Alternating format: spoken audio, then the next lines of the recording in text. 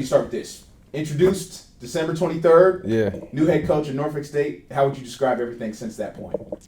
It's been exciting, man. Obviously it's been work that has had to been put into, making sure that we on par with getting to the season and making sure that we go out there and we got everything we need to be successful. A lot of moving parts, but I expected that as a head coach. Thankfully I watch other head coaches go through this process, and so I understand the gist of it, and I'm able to handle it, with a lot of other people helping me get through it. Right. Spring ball, you're in the thick of it right now.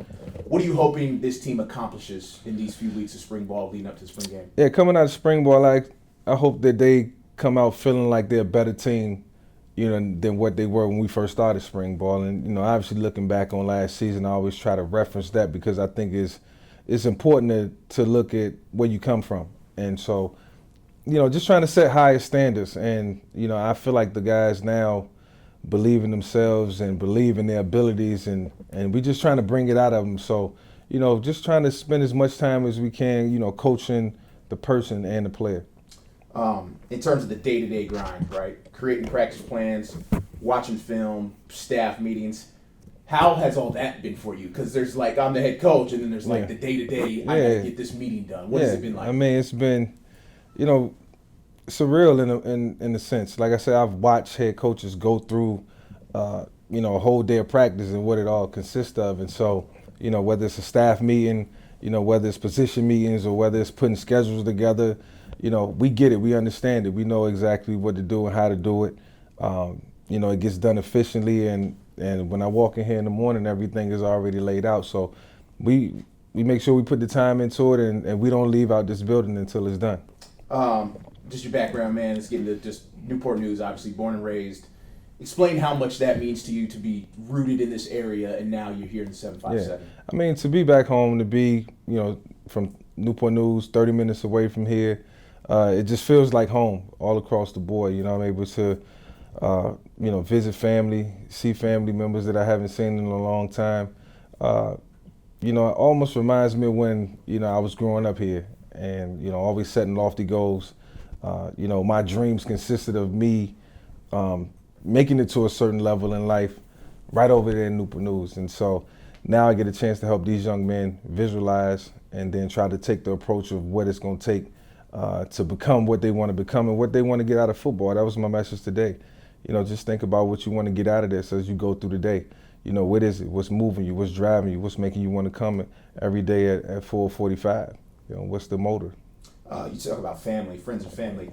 Your kids, I mean, yeah. they grew up with certain Michael Vick that wasn't always, you weren't home. They didn't live here, right? Did they get a chance to go see where you're from, meet old family members? What's that like? Yeah, my kids, they've basically grown up in a couple of different states, Pennsylvania, New York, and then Florida, and then a fraction of their time was spent in Virginia. But they know this is my hometown. They know this is where grandma is, all their aunts, their uncle, and so they love being here. They grew up here. We always had a house here. So whether I was in Philadelphia or whether I was in New York or when I was in Atlanta, we always came to Virginia in the off season. So they used to being here. They're used to the cold weather.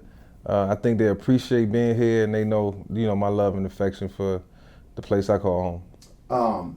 Growing back when you were an adolescent, 9, 10, 11, 12, 13 years old, how did you view Norfolk State growing up? What was the vision of them? Ironically, as a young man, we used to come to the games all the time. My pop, one of the Little League coaches, used to bring us to games on the weekends just to get us out of the neighborhood and take us to see, college football. So whether it was here or the school down the street, we got a chance to get the college experience. And what I understood and what I learned is that behold, the green and gold takes on a significant meaning, because as a kid, that's all I heard. And the relation was, I played for the sports club Spartans. It was the Norfolk State Spartans.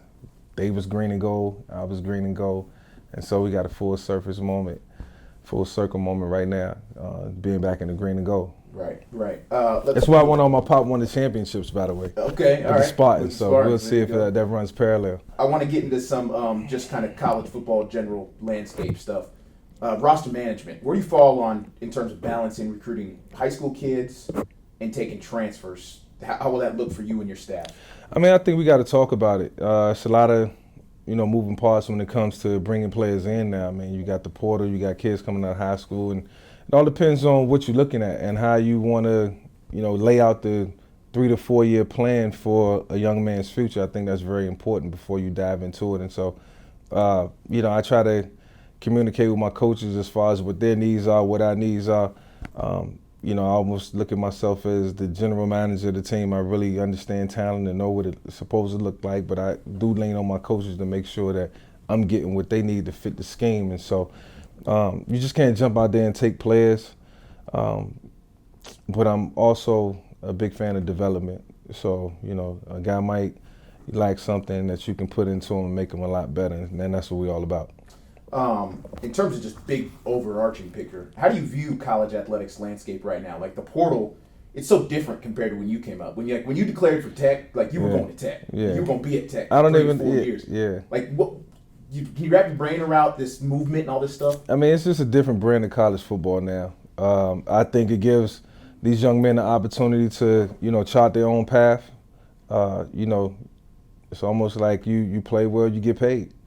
And, that's what it is. Sometimes you got to start on a high level and you got to come back down and then go back to a high level. You can start at a lower level and then work your way up the tier.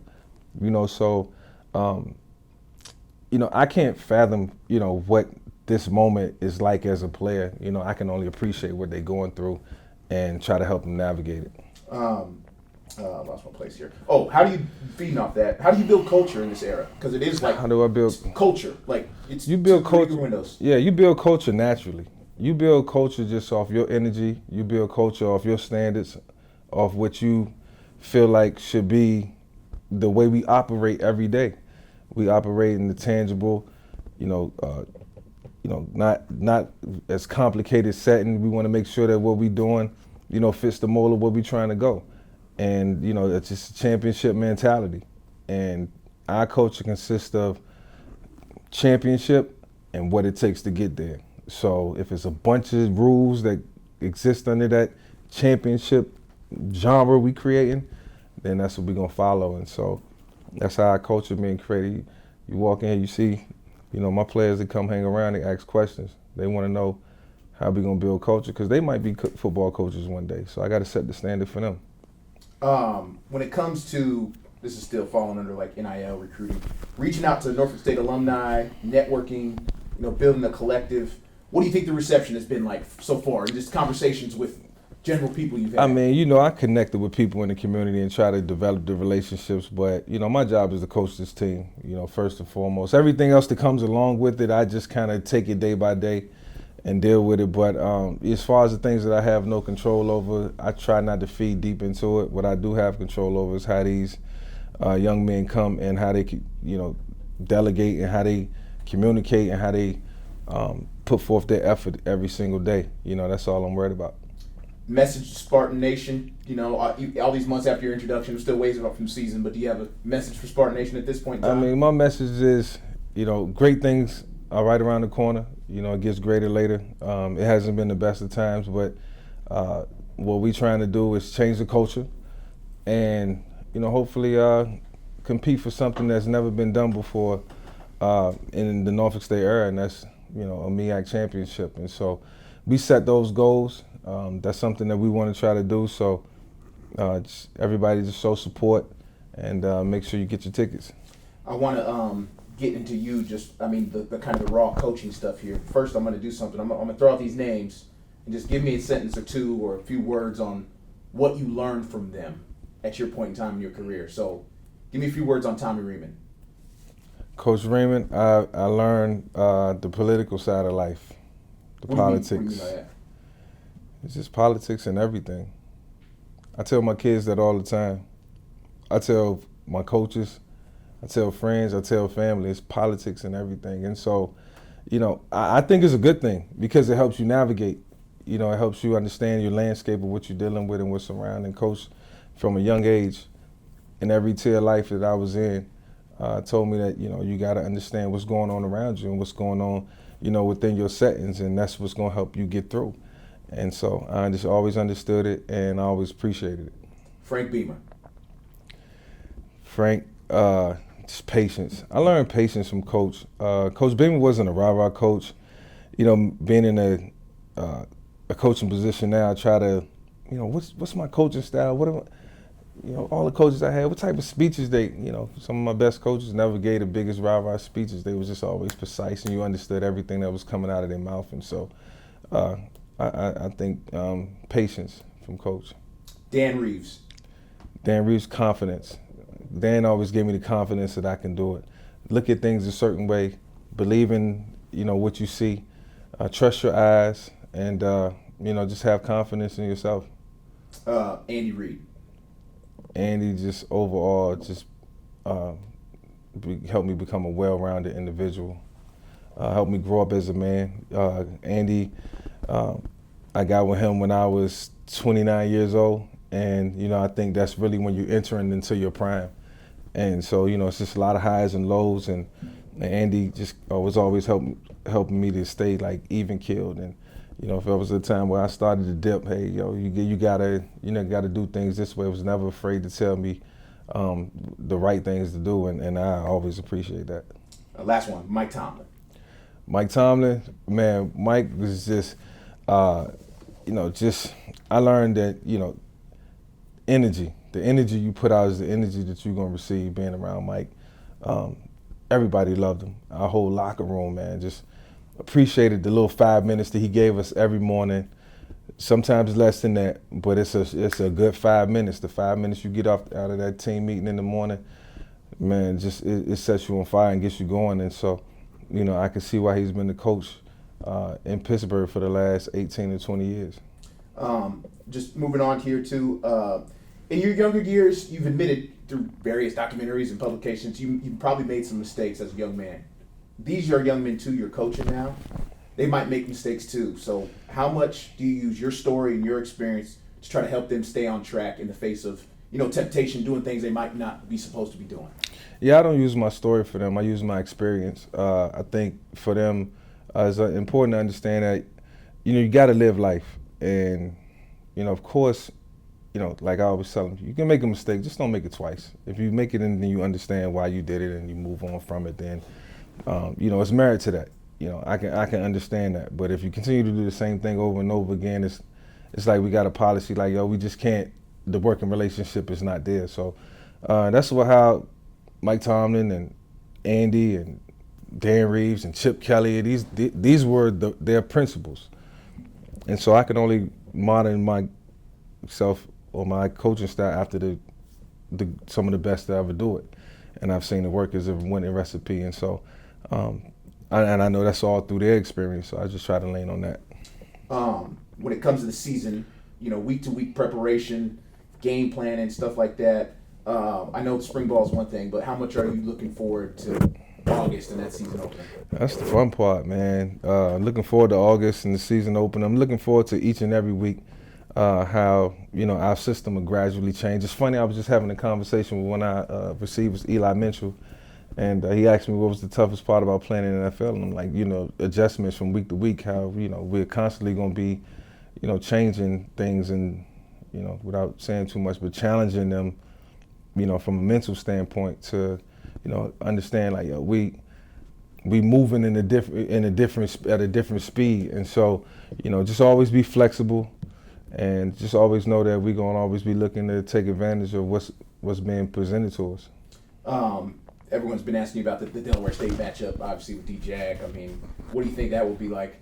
It's going to be fun. The Delaware State game is going to be awesome, playing against, my brother, somebody that I love, dearly. It means a lot to me. I wouldn't have half of the things that I have in life if it wasn't for him catching the deep ball.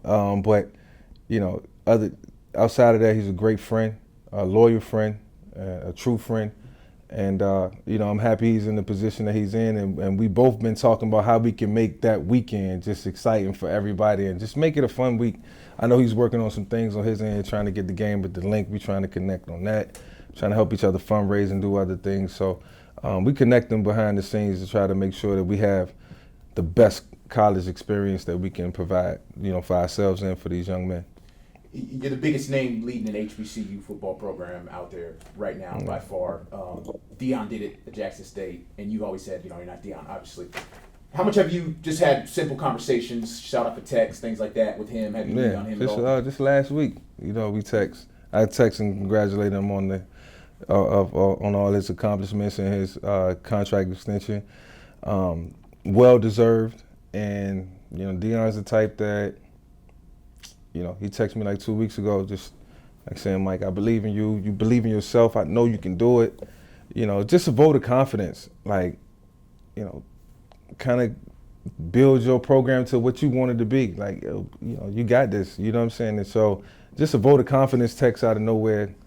Texted me a couple weeks ago. We just bounced stuff off. I bounced stuff off of him, and so he's just been.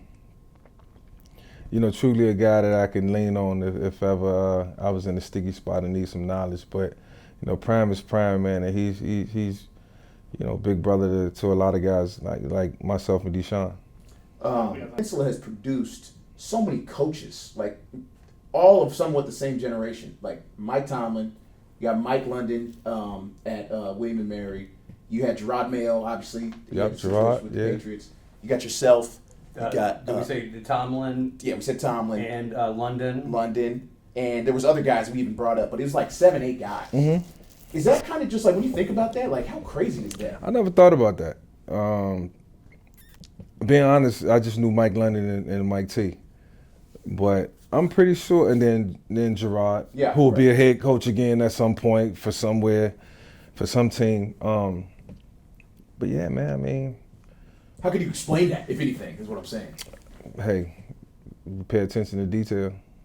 That's the only way you can become a coach. You got to be willing to pay attention to the details and willing to sacrifice a lot of your time.